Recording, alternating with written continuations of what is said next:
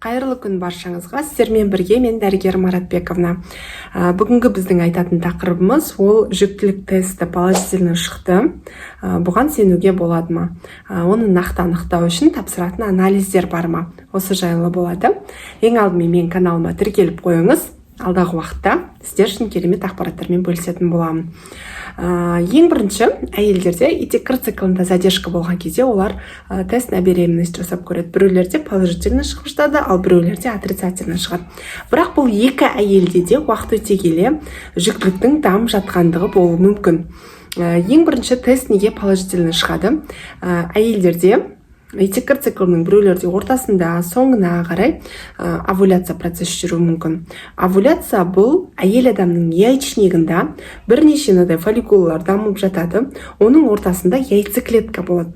Осы яйцеклетка фолликула үлкейіп, ортасындағы яйцеклетка чүп деп сыртқа шыққан кезде бұл овуляция процесі болып саналады. Ол айына бір рет болады. Оң жақта немесе сол жақта болуы мүмкін.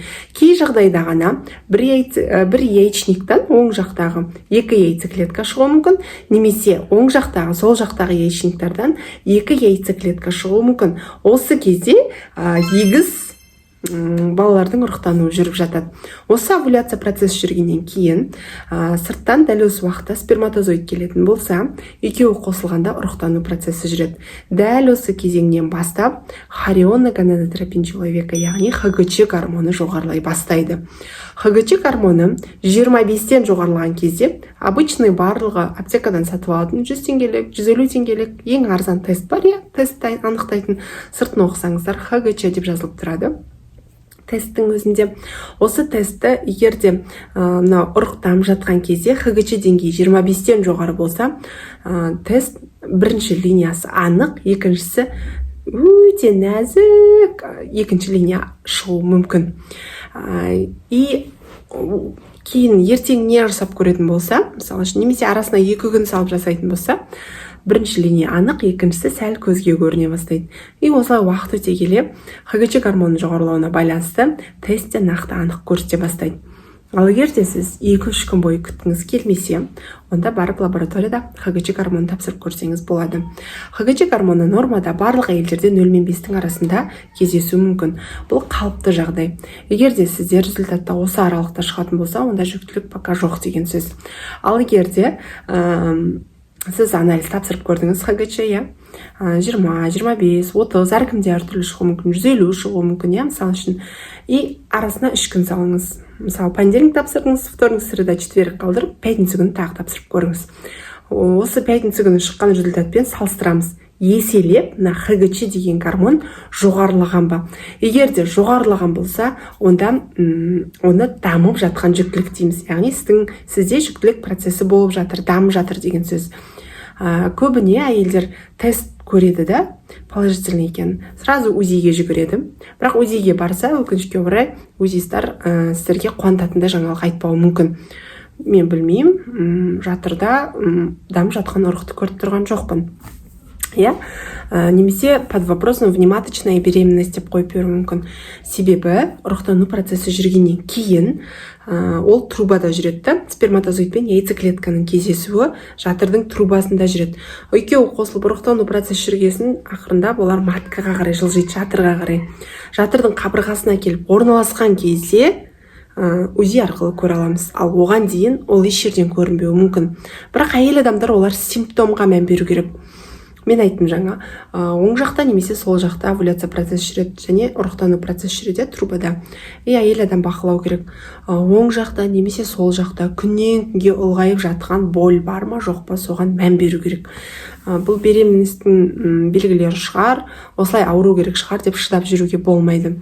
Егер сізде задержка болса, плюс оң жақта немесе сол жақта острый боль бастала бастаса, және ол күннен күнге күшейсе, онда міндетті түрде внематочная беременность бар ма, жоқ па, соны анықтап алған дұрыс. Ол УЗИ арқылы анықталады. Ал егер де маточная беременность екен көргіңіз келсе, оны да УЗИмен анықтайды, бірақ кішкене срогы үлкею керек. 6 аптада, жүктіліктің 6 аптасында УЗИ арқылы біз баланың жүрек соғысын ести аламыз.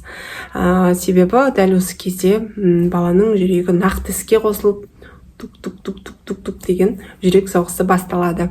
Және осы кезде ХГЧ-ны тапсырып көретін болсақ, өзінің неделясына сай рост бар екендігін анықтауға болады. Бүгін ғана приемда болған бір жағдаймен бөлісейінші. Кейбір әйелдерде тест ложный положительный көрсетуі мүмкін. Бір рет положительный, одан кейін тесттер жасаса отрицательный болып қалуы мүмкін. Осыны нақтылау үшін міндетті түрде ХГЧ-ға қармен тапсырып тұру керек. 3 күн арасына салып, рост бар ма жоқ па. Одан кейін екінші, не үшін ложный көрсетуі мүмкін? Ол сіздің тестіңізге байланысты. Тесттің качествосы дұрыс болмауы мүмкін, оның сақталу ережесі дұрыс болмауы мүмкін. Және срок өткен качествосы соған байланысты, то есть тесттің дұрыс болмауына байланысты ложный информация беру мүмкін. Екінші себеп, көбіне менде мысалы приемда болған әйелдерде айтады да 10 күн задержка, 15 күн задержка, бірақ тест біріншісінде положительный көрсетеді, содан кейін жоқ болып кетті деп. Ол организмдегі гормональды өзгерістерге байланысты болуы мүмкін. Қандай жағдайда? Көбіне поликистоз яичника болған кезде, яғни яичниктің ішінде бірнеше фолликула дамиды да, бірақ олар жарылып, ішінен яйцеклетка шыға алмай қалады. Бірнеше фолликулалар дамып тұрады, осыны поликистоз, яғни киста тәрізді болып көрінеді.